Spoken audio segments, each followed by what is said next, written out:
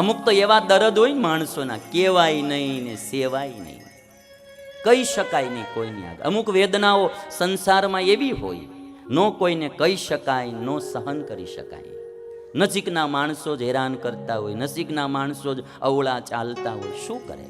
દીકરો જ ખોટે માર્ગે ચડ્યો હોય, મા બાપ શું કરે?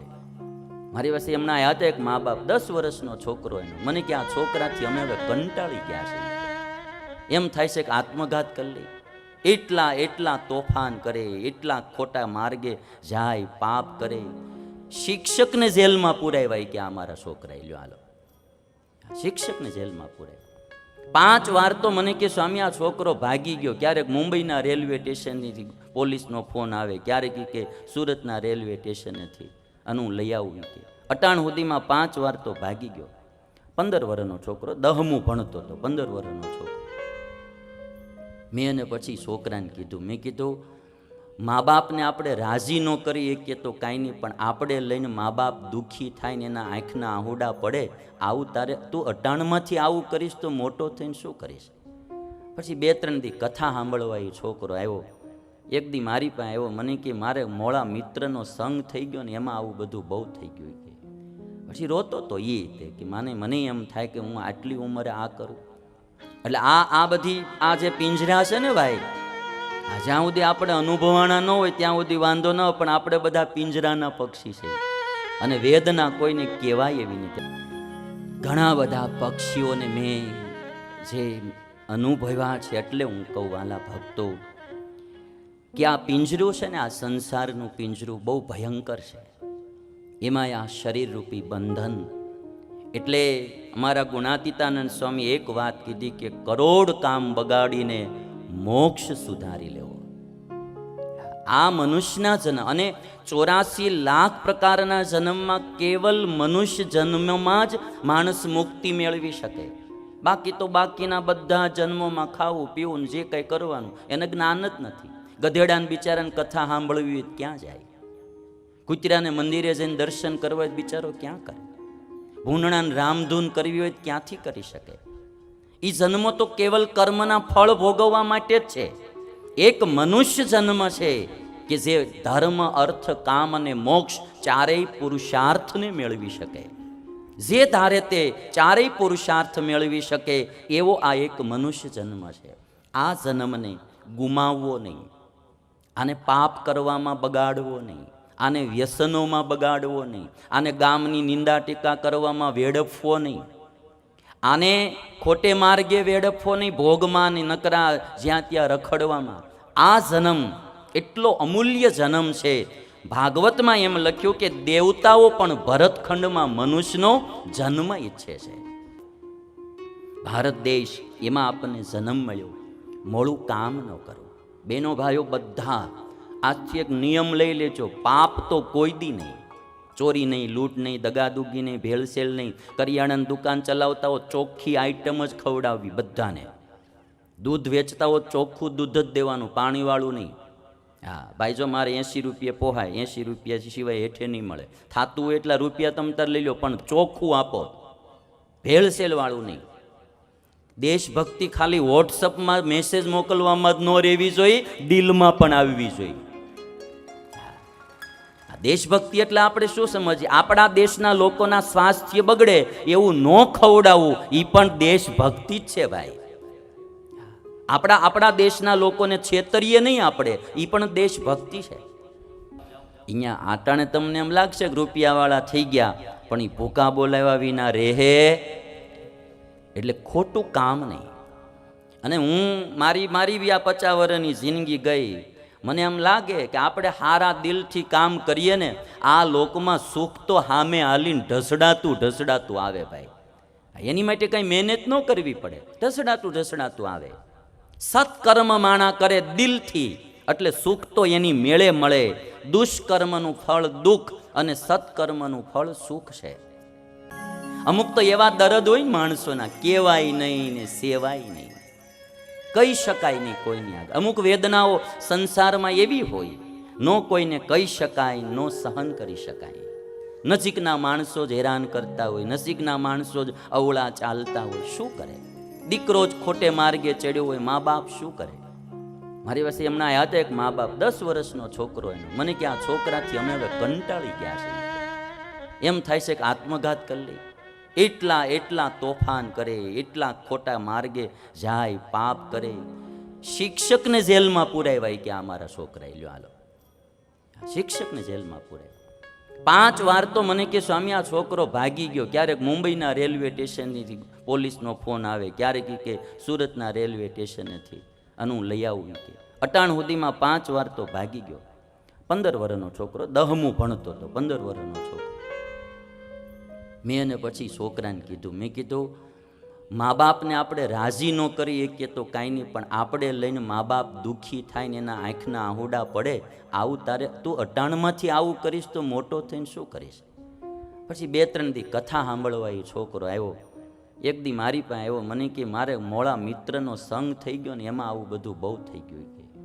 પછી રોતો તો એ કે મને એમ થાય કે હું આટલી ઉંમરે આ કરું. એટલે આ બધી આ જે પિંજરા છે ને ભાઈ, જ્યાં સુધી આપણે અનુભવાણા ન હોય ત્યાં સુધી વાંધો ન હોય, પણ આપણે બધા પિંજરાના પક્ષી છે અને વેદના કોઈને કહેવાય એવી નથી. ઘણા બધા પક્ષીઓને મેં જે અનુભવ્યા છે, એટલે હું કહું વાલા ભક્તો કે આ પિંજરું છે ને, આ સંસારનું પિંજરું બહુ ભયંકર છે. એમાં આ શરીરરૂપી બંધન. એટલે અમારા ગુણાતીતાનંદ સ્વામી એક વાત કીધી કે કરોડ કામ બગાડીને મોક્ષ સુધારી લેવો. આ મનુષ્યના જન્મ અને 84 લાખ પ્રકારના જન્મમાં કેવલ મનુષ્ય જન્મમાં જ માણસ મુક્તિ મેળવી શકે. બાકી તો બાકીના બધા જન્મોમાં ખાવું પીવું જે કંઈ કરવાનું એને જ્ઞાન જ નથી. ગધેડાને બિચારાને કથા સાંભળવી ક્યાં જાય? કૂતરાને મંદિરે જઈને દર્શન કરવા હોય બિચારો ક્યાં કરે? ભૂંડણાને રામધૂન કરવી હોય ક્યાંથી કરી શકે? એ જન્મો તો કેવલ કર્મના ફળ ભોગવવા માટે જ છે. એક મનુષ્ય જન્મ છે કે જે ધર્મ, અર્થ, કામ અને મોક્ષ ચારેય પુરુષાર્થને મેળવી શકે. જે ધારે તે ચારેય પુરુષાર્થ મેળવી શકે એવો આ એક મનુષ્ય જન્મ છે.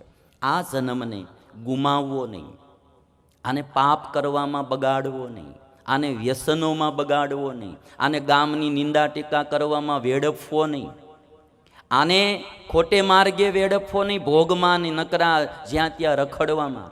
આ જન્મ એટલો અમૂલ્ય જન્મ છે. ભાગવતમાં એમ લખ્યું કે દેવતાઓ પણ ભરતખંડમાં મનુષ્યનો જન્મ ઈચ્છે છે. ભારત દેશ એમાં આપણને જન્મ મળ્યો, મોડું કામ ન કરો. બેનો ભાઈઓ બધા આજથી એક નિયમ લઈ લેજો, પાપ તો કોઈ દી નહીં. ચોરી નહીં, લૂંટ નહીં, દગાદુગી નહીં, ભેળસેળ નહીં. કરિયાણાની દુકાન ચલાવતા હો ચોખ્ખી આઈટમ જ ખવડાવવી બધાને. દૂધ વેચતા હો ચોખ્ખું દૂધ જ દેવાનું, પાણીવાળું નહીં. હા ભાઈ, જો મારે 80 રૂપિયા પોહાય, 80 રૂપિયા સિવાય હેઠે નહીં મળે. થાતું હોય એટલા રૂપિયા તમે તાર લઈ લો, પણ ચોખ્ખું આપો, ભેળસેળવાળું નહીં. દેશભક્તિ ખાલી વોટ્સઅપમાં મેસેજ મોકલવામાં જ ન રહેવી જોઈએ, ડીલમાં પણ આવવી જોઈએ. દેશભક્તિ એટલે આપણે શું સમજીએ? આપણા દેશના લોકોના સ્વાસ્થ્ય બગડે એવું ન ખવડાવવું, એ પણ દેશભક્તિ જ છે ભાઈ. આપણા દેશના લોકોને છેતરીએ નહીં આપણે, એ પણ દેશભક્તિ છે. અહીંયા આટાણે તમને એમ લાગશે કે રૂપિયાવાળા થઈ ગયા, પણ એ ભૂકા બોલાવ્યા વિના રહે એટલે ખોટું કામ નહીં. અને હું મારી આ 50 વર્ષની જિંદગી ગઈ, મને એમ લાગે કે આપણે હારા દિલથી કામ કરીએ ને, આ લોકમાં સુખ તો સામે હાલીને ઢસડાતું આવે ભાઈ. એની માટે કંઈ મહેનત ન કરવી પડે, ઢસડાતું આવે. સત્કર્મ માણા કરે દિલથી એટલે સુખ તો એની મેળે મળે. દુષ્કર્મનું ફળ દુઃખ અને સત્કર્મનું ફળ સુખ છે.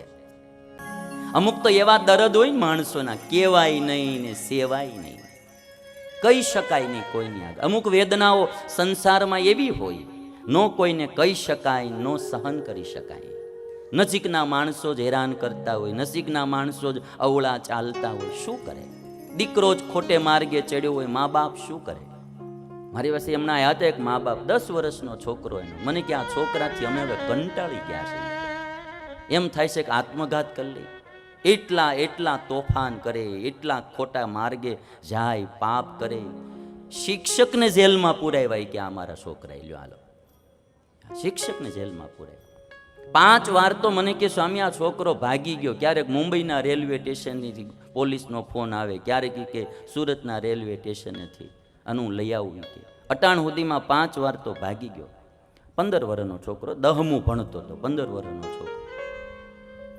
મેં એને પછી છોકરાને કીધું, મેં કીધું મા બાપને આપણે રાજી ન કરી શકીએ તો કાંઈ નહીં, પણ આપણે લઈને મા બાપ દુઃખી થાય ને એના આંખના આહુડા પડે, આવું તારે તું અટાણમાંથી આવું કરીશ તો મોટો થઈને શું કરીશ? પછી 2-3 દી કથા સાંભળવા એ છોકરો આવ્યો. એક દી મારી પાસે આવ્યો, મને કે મારે મોળા મિત્રનો સંગ થઈ ગયો ને એમાં આવું બધું બહુ થઈ ગયું કે. પછી રોતો તો એ કે મને એમ થાય કે હું આટલી ઉંમરે આ કરું. એટલે આ બધી આ જે પિંજરા છે ને ભાઈ, જ્યાં સુધી આપણે અનુભવાના ન હોય ત્યાં સુધી વાંધો ન હોય, પણ આપણે બધા પિંજરાના પક્ષી છે અને વેદના કોઈને કહેવાય એવી નથી. ઘણા બધા પક્ષીઓને મેં જે અનુભવ્યા છે, એટલે હું કહું વાલા ભક્તો કે આ પિંજરું છે ને, આ સંસારનું પિંજરું બહુ ભયંકર છે. એમાં આ શરીર રૂપી બંધન. એટલે અમારા ગુણાતીતાનંદ સ્વામી એક વાત કીધી કે કરોડ કામ બગાડીને મોક્ષ સુધારી લેવો. આ મનુષ્યના જન્મ અને 84 લાખ પ્રકારના જન્મમાં કેવલ મનુષ્ય જન્મમાં જ માણસ મુક્તિ મેળવી શકે. બાકી તો બાકીના બધા જન્મોમાં ખાવું પીવું જે કંઈ કરવાનું એને જ્ઞાન જ નથી. ગધેડાને બિચારાને કથા સાંભળવી ક્યાં જાય? કૂતરાને મંદિરે જઈને દર્શન કરવા હોય બિચારો ક્યાં કરે? ભૂંડણાને રામધૂન કરવી હોય ક્યાંથી કરી શકે? એ જન્મ તો કેવલ કર્મના ફળ ભોગવવા માટે જ છે. એક મનુષ્ય જન્મ છે કે જે ધર્મ, અર્થ, કામ અને મોક્ષ ચારેય પુરુષાર્થને મેળવી શકે. જે ધારે તે ચારેય પુરુષાર્થ મેળવી શકે એવો આ એક મનુષ્ય જન્મ છે. આ જન્મને ગુમાવવો નહીં, આને પાપ કરવામાં બગાડવો નહીં, આને વ્યસનોમાં બગાડવો નહીં, આને ગામની નિંદા ટીકા કરવામાં વેડફવો નહીં, આને ખોટે માર્ગે વેડફવો નહીં, ભોગમાં ને નકરા જ્યાં ત્યાં રખડવામાં. આ જન્મ એટલો અમૂલ્ય જન્મ છે. ભાગવતમાં એમ લખ્યું કે દેવતાઓ પણ ભરતખંડમાં મનુષ્યનો જન્મ ઈચ્છે છે. ભારત દેશ એમાં આપણને જન્મ મળ્યો, મોડું કામ ન કરો. બેનો ભાઈઓ બધા આજથી એક નિયમ લઈ લેજો, પાપ તો કોઈ દી નહીં. ચોરી નહીં, લૂંટ નહીં, દગાદુગી નહીં, ભેળસેળ નહીં. કરિયાણાની દુકાન ચલાવતા હો ચોખ્ખી આઈટમ જ ખવડાવવી બધાને. દૂધ વેચતા હો ચોખ્ખું દૂધ જ દેવાનું, પાણીવાળું નહીં. હા ભાઈ, જો મારે 80 રૂપિયા પોહાય, 80 રૂપિયા સિવાય હેઠે નહીં મળે. થાતું હોય એટલા રૂપિયા તમે તાર લઈ લો, પણ ચોખ્ખું આપો, ભેળસેળવાળું નહીં. દેશભક્તિ ખાલી વોટ્સઅપમાં મેસેજ મોકલવામાં જ ન રહેવી જોઈએ, ડીલમાં પણ આવવી જોઈએ. દેશભક્તિ એટલે આપણે શું સમજીએ? આપણા દેશના લોકોના સ્વાસ્થ્ય બગડે એવું ન ખવડાવવું, એ પણ દેશભક્તિ જ છે ભાઈ. આપણા દેશના લોકોને છેતરીએ નહીં આપણે, એ પણ દેશભક્તિ છે. અહીંયા આટાણે તમને એમ લાગશે કે રૂપિયાવાળા થઈ ગયા, પણ એ ભૂકા બોલાવ્યા વિના રહે એટલે ખોટું કામ નહીં. અને હું મારી બી આ 50 વર્ષની જિંદગી ગઈ, મને એમ લાગે કે આપણે હારા દિલથી કામ કરીએ ને, આ લોકમાં સુખ તો હામે હાલીને ઢસડાતું આવે ભાઈ.